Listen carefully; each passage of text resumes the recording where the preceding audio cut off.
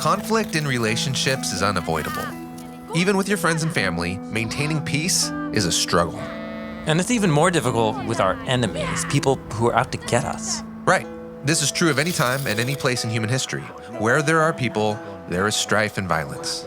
And this was definitely true in the time of Jesus, when Roman forces occupied the lands of Israel. So in his teachings, Jesus gives a radical vision for how his followers can seek peace in the midst of this conflict and work to repair even the most difficult relationships. Jesus is an Israelite, and he believes that God's wisdom for relationships is found in the covenant laws given to ancient Israel. And so in these teachings, Jesus will quote from one of those laws and then show the wisdom that's underneath. So Jesus says, "You have heard that it was said to the ancients, 'Do not break your oath, but fulfill to the Lord the vows you have made.'" Now, in Israel, an oath was a type of promise where you swear by God that you will do what you say. Like if you want to borrow some money, you could swear by God to repay me.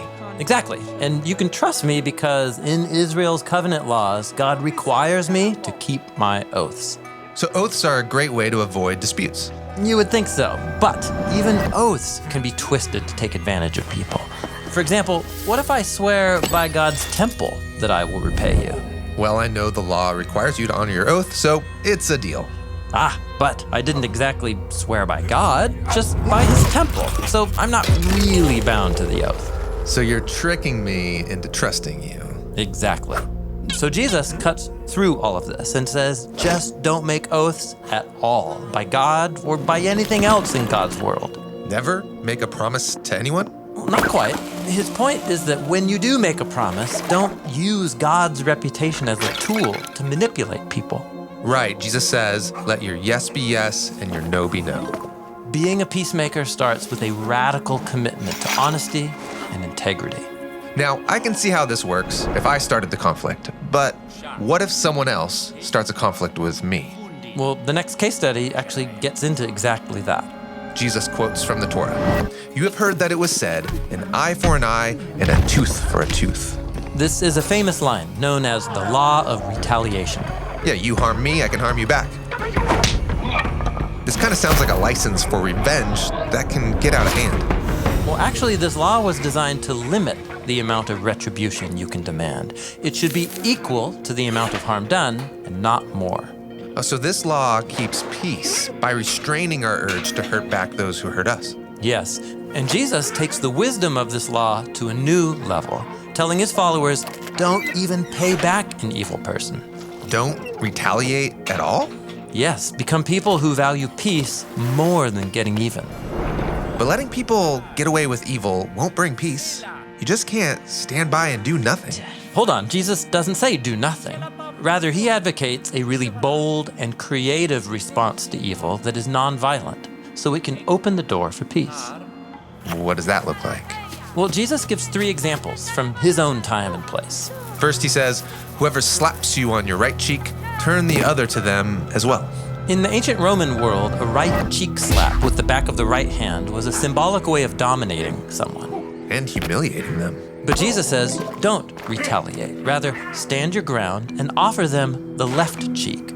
This will force your attacker to strike with an open right hand. In other words, to strike you like an equal. And it forces them to treat you as a fellow human being. Yes, even if it costs you. Well, next, Jesus says, if anyone sues you and takes your shirt, let him have your coat also?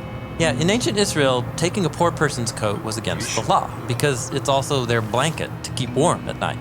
But a really uncaring person could find a way around this by demanding their shirt as payment. Right. So Jesus offers a creative response. Give them your shirt and also give them your coat.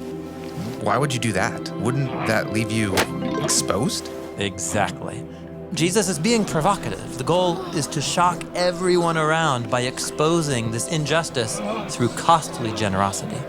The third example is whoever forces you to go 1 mile, go with them 2. In Jesus' day, a Roman soldier could force any subject to carry their packs for them up to 1 mile. How humiliating and dangerous.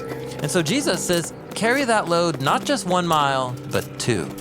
The first mile, he might treat you like a pack animal, but by going that second mile, you assert your humanity as you choose to treat him like a friend.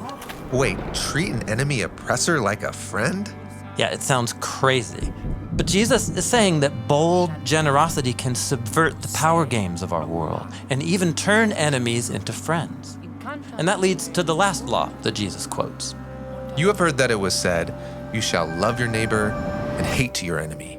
Jesus is quoting an ancient biblical law when he says, love your neighbor. But then he quotes a popular line that many Israelites added to the law, but you can hate your enemy. Jesus counters this by telling his followers, love your enemies and pray for those who mistreat you. Now, isn't this going a bit far? Peace with my enemies is one thing, but loving them? Yes, Jesus seems to think that true peace is only possible when we treat every human as if they have ultimate value, which means that even my enemy is a fellow image of God. But how am I supposed to love someone who hates me? It's hard enough to love the people that love me. And our love for our friends and our family is a good thing. But for Jesus, that is just the starting point. He challenges his followers to share that same love outside our circles of comfort. And he holds up God's indiscriminate, generous love as the model. Jesus says, God causes his sun to rise on the evil and the good, and sends rain on the righteous and the unrighteous. The call is to become peacemakers who are inviting others in, working to mend broken relationships at every level in our communities. It really is a radical way to live. Yes. Jesus calls it becoming complete when he says, be complete just as your heavenly Father is complete. It means imitating God's generosity to both friends and enemies, because for Jesus, creative love is the only pathway to real peace.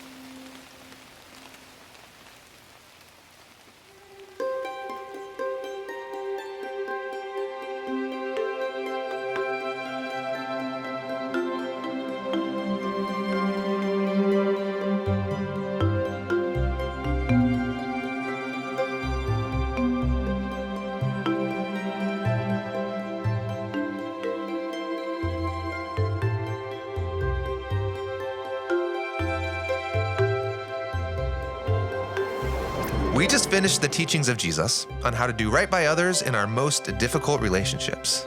Next, Jesus will explore the problem of religious hypocrisy and how it can ruin even our best attempts to honor God.